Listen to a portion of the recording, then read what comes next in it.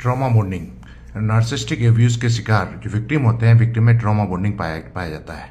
तो जो trauma bonding नाम से ही क्लियर है कि ट्रॉमा यानी कि ऐसा रिश्ता जिस रिश्ता में यातनाएं हो। तो जनरली ट्रॉमा बॉन्डेड जो पेशेंट होते हैं उसमें जो देखा गया है कि depression, fear, low self esteem, उसके अलावा low confidence, over thinking and self blame, इस तरह की चीज़ें देखी गई है। और ट्रॉमा बॉन्डिंग के बारे में कहा जाता है कि इसकी शुरुआत जो होती है स्टॉकहोम से। स्टॉकहोम में एक बैंक रॉबरी हुई थी,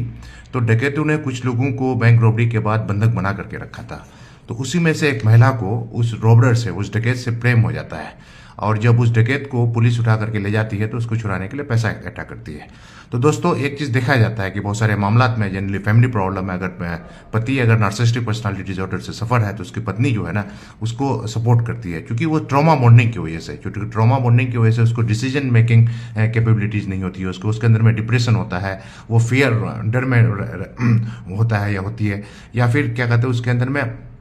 जो ओवर थिंकिंग होता है। और उसके अलावा चूंकि वही है कि उसको यातनाएं होती है, और क्या कहते हैं नार्सिसिस्टिक लोग जो होते हैं कि वो एब्यूज़ करते हैं क्लोज डोर। जैसे कि क्लिनिकल साइकोलॉजिस्ट ये बताते हैं कि उसका जो दो रूप होता है आइसबर्ग की तरह से, ऊपर जो है ना चार्मिंग पर्सनालिटी होता है, वो काफ़ी एक्सट्रोवर्ट होते हैं, करिस्मेटिक होते हैं, केयरिंग होते हैं, लोगों को जो है ना अपनी बात को मनवाने में माहिर होते हैं, वो कॉन्फिडेंट होते हैं, लेकिन अंदर काफ़ी हासिद होते हैं वो, और पैथोलॉजिकल लायर्स, बहुत ज़्यादा झूठ बोलते हैं। उसके अलावा क्या कहते हैं लोगों को बुलिंग करते हैं, प्रताड़ित करते हैं, और बहुत तरह की क्लोज्ड डोर। उसके बारे में कहा जाता है कि उसका दो रूप होता है, कि बाहर समाज में उसका एक अलग रूप होता है, और जो विक्टिम जो होती है विक्टिम को अलग होता है। बहुत सारे मामलात में पाया गया, देखा गया है कि बहुत सारे विक्टिम को प्रताड़ित होती है, प्रताड़ना देखे हैं, उसके रिश्तेदार देखे हैं, उसके समाज के लोग देखे हैं। जब मामला आता है, क्या कहते हैं, जब उसको प्रूफ करने की जब बारी आती है, तो जनरली जो विक्टिम होती है, विक्टिम वो